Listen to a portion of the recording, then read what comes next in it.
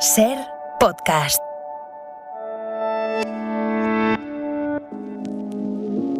Hola Tony. Hola Bruno. Hola terrícolas y seres sintientes, presentes y futuros del universo conocido y más allá. Aquí empieza un nuevo episodio de tu podcast de medio ambiente en la SER. Esta semana te traemos buenas y malas noticias, además de unas cuantas curiosidades. Como la importancia que tienen las abuelas elefantas para las crías de una manada. O los poderes en el tratamiento contra el cáncer que tiene un árbol milenario presente en Cantabria. O hasta qué punto sienten las plantas. En las buenas noticias, bye bye pesticidas. Y en las malas, refugiados climáticos también del norte global. ¡Tierra a la vista! Tus 10 minutos semanales de ecología y medio ambiente en Ser Podcast. La frase. La del Báltico es probablemente la fuga puntual de metano más grande de la historia. Daniel Zabala Araiza, experto en emisiones de metano del sector del petróleo y el gas. La frase la hemos leído en El País en una entrevista al investigador de la Universidad de Utrecht y miembro de la organización ambientalista Environmental Defense Fund. Seguro que os habéis enterado de las fugas provocadas por el sabotaje a los gasoductos Nord Stream en el mar Báltico. Hay quien le quiere restar importancia diciendo que solo es una gota de agua en el mar, si se compara con lo que cada año emiten las compañías de combustibles fósiles a la atmósfera. Pero una gota que significa una cantidad equivalente en emisiones a aproximadamente el parque móvil español funcionando durante un año entero. El metano es un emisor clave de gases de efecto invernadero, dado que tiene un impacto climático 80 veces superior que el dióxido de carbono. Esas fugas son bombas climáticas, a las que se las conoce como el chapapote invisible, explica Francisco del Pozo, responsable de la campaña contra los combustibles fósiles de Greenpeace en una entrevista a F Verde. Más allá de quien haya sido el culpable, la víctima es la vida en los mares y en nuestro planeta, y por ello hay que repensar seriamente los riesgos para el medio ambiente de la industria del gas. Todavía hoy hay quien lo trata de combustible ecológico, pero la realidad es otra. Es un potente gas de efecto invernadero que tiene grandes fugas con un impacto sobre el clima desastroso. La Agencia Internacional de la Energía estima que en torno al 5% del gas global se pierde en la atmósfera en el proceso de extracción y distribución. Necesitamos un mundo de energías renovables ya. Las buenas noticias. Hacia una Europa libre de pesticidas. Es una gran noticia que la Unión Europea haya tomado la decisión de reducir muy notablemente dos pesticidas que están diezmando las poblaciones de abejas. Y no menos importante, nuestra salud. Se calcula que el 34% de los alimentos que se venden en nuestro país tiene algún tipo de plaguicida. Los que se van a limitar son los neonicotinoides, que afectan a abejas y otros polinizadores fundamentales para mantener la industria de la alimentación mundial y un mundo verde. La Agencia Europea de Seguridad Alimentaria ha detectado que en estos neonicotinoides hay dos sustancias, la clotianidina y el thiamethoxam, que representan un enorme riesgo para la salud de esos insectos. Es preocupante saber que el uso de estas sustancias se queda en la tierra y en el agua durante muchos años. La nueva normativa se presentará al Consejo Europeo y al Parlamento Europeo, que tienen 2 meses para decidir, y si ninguna de las instituciones se oponen, el reglamento se adoptará a principios del 2023. Poco a poco y sin que sea la panacea, el transporte eléctrico empieza a ser una realidad. Coinciden dos noticias que son esperanzadoras en lo que a movilidad sin emisiones se refiere. El sector transporte representa el 25% de las emisiones totales de gases de efecto invernadero en España, aunque gran parte de ellas se deben al transporte por carretera. La noticia de que Balearia ha botado su primer ferry eléctrico, que unirá las islas de Ibiza y Formentera en 1 hora, es prometedor. Se trata de una embarcación que no genera emisiones en las fases de aproximación al puerto y en las maniobras de atraque y desatraque. Lo ideal sería que hicieran todo el trayecto sin emisiones y que la electricidad que usasen para recargar sus baterías sea de origen 100% renovable, pero poco a poco. Vamos reduciendo los malos humos. Todo suma. Este primer ferry híbrido, preparado también para el uso del hidrógeno verde en fase experimental, entrará en funcionamiento a principios de verano de 2023 y tendrá una capacidad para 390 pasajeros.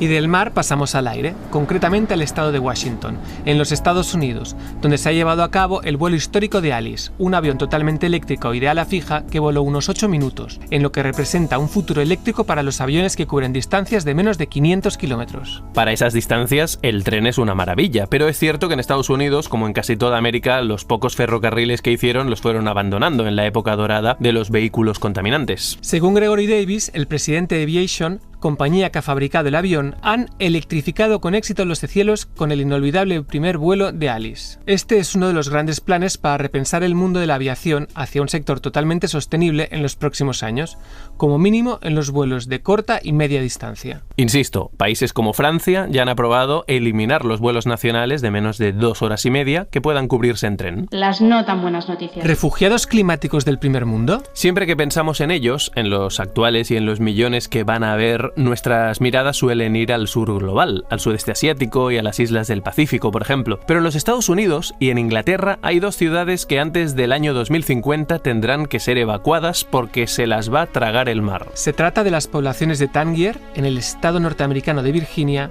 y de Fairburn, en Gran Bretaña, un núcleo costero al norte de Gales de 750 personas.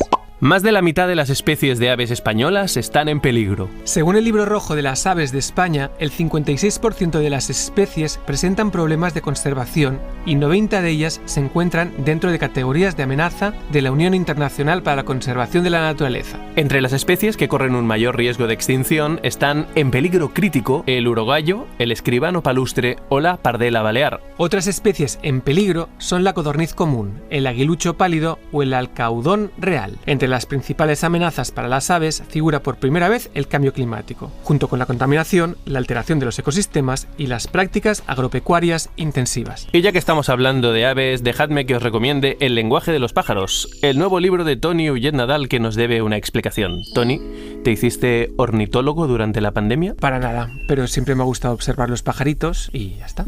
Y ahí está el libro. ¿Y de qué va? Pues el libro va de un niño y un padre y una madre que se han separado hace poco y cada uno vive en su casa y hay un pajarito que les va explicando cosas y hace que tanto el niño como los padres entiendan que aunque estén separados pueden seguir siendo una familia. Hermoso, y además con las ilustraciones de un colega tuyo. Sí, de Ignasi Font, que es un súper ilustrador. Le encantó el proyecto cuando le llegó y se lo ha tomado muy a pecho y lo ha hecho precioso. El lenguaje de los pájaros. La cifra. 36%. ¿Sabéis qué es lo que más inquieta a los españoles en este momento? Pues sí, el cambio climático. Según un estudio elaborado por la Fundación BBVA, este es el tema que más nos preocupa a un 36% de la población. Le sigue la guerra entre países y la inmigración. En Europa y en los Estados Unidos cambia un poco este ranking. Una posible guerra es lo que más les quita el sueño, seguido del cambio climático. Está claro que el cambio climático está en la mente de gran parte de la población de diferentes regiones y continentes. Lo que no tenemos tan claro es que lo esté en el sector público y en el privado. Las noticias curiosas. Las crías de elefante tienen más probabilidades de sobrevivir si su abuela está en la manada.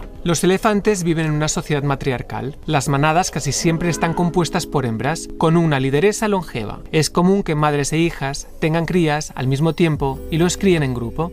Los machos se independizan al llegar a la edad adulta y pueden elegir pertenecer a un grupo o a deambular solos. Mientras la madre sale a buscar comida, las hembras longevas, las abuelas elefantas, aunque a veces también las jóvenes de la manada, cuidan de la cría. También le muestran los caminos seguros, qué plantas comer y cómo llegar a ellas. A estas importantes conclusiones para la supervivencia de la especie se ha llegado tras observar durante más de 40 años a 60 familias de paquidermos y de 834 elefantes africanos salvajes que viven en el Parque Nacional Amboseli, en Kenia.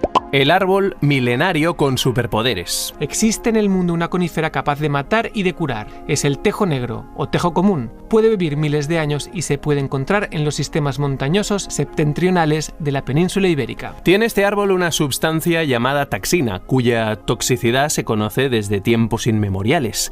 En el antiguo Egipto fabricaban sarcófagos con madera de tejo y en la antigua Roma usaban el extracto de savia de tejo como antídoto frente al mordisco de serpiente. El uso medicinal del tejo viene de lejos, para combatir los tumores, como antirreumático, antimalárico y también como abortivo. Por eso, para los antiguos astures, el tejo negro o tejo común se consideraba el árbol de la vida y la muerte. Las plantas no gritan, pero también sienten, sufren y se defienden. No trates a las plantas como si fueran muebles o adornos, porque son seres vivos y también les afecta lo que pasa a su alrededor. El reino vegetal también lo pasa muy mal. Las plantas tienen una serie de señales indicativas de que algo no va bien, muy fáciles de apreciar. La aparición de manchas blancas o negras en las hojas, si se curvan o se vuelven flácidas, o si acumulan pigmentos rojizos en las hojas, puede indicar que las plantas están teniendo demasiado calor o demasiada sed. Si una planta es atacada por un insecto, acumula moléculas tóxicas o incluso moléculas que llaman a otros insectos para que ataquen a su depredador, hasta el caso extremo que leímos en El País Semanal. Las acacias del Parque Kruger en Sudáfrica, cuando se sintieron atacadas por el aumento de la población de kudúes, un tipo de antílope, que se alimentaban de sus hojas, acumularon una cantidad tan alta de taninos que acabaron envenenando a los desprevenidos cuadrúpedos. Así que cuidadín con las plantas. Y si quieres aprovechar este mes para plantar un aliado, El consejo. 7 árboles frutales que puedes plantar durante todo el mes de octubre. Alejandra Suaste, de Gastrol Lab, propone, tras disfrutar de la fruta en verano, plantar ahora, a principios de otoño, uno de estos árboles frutales. Una higuera, qué buena sombra y qué ricos los higos. Un naranjo, eso sí, necesita buen sol, como en Valencia o Extremadura. Un limonero, lo puedes plantar en otoño y en primavera, también necesita calor. Un membrillo, delicioso, perfumado y con muchos antioxidantes. Melocotón, lo bueno de plantarlo ahora es que no necesita mucho riego y todavía no hay temperaturas demasiado bajas. Un ciruelo, también lo puedes plantar en macetas y jardines pequeños. Y un peral, uno de los más longevos, capaz de llegar a medir más de 20 metros.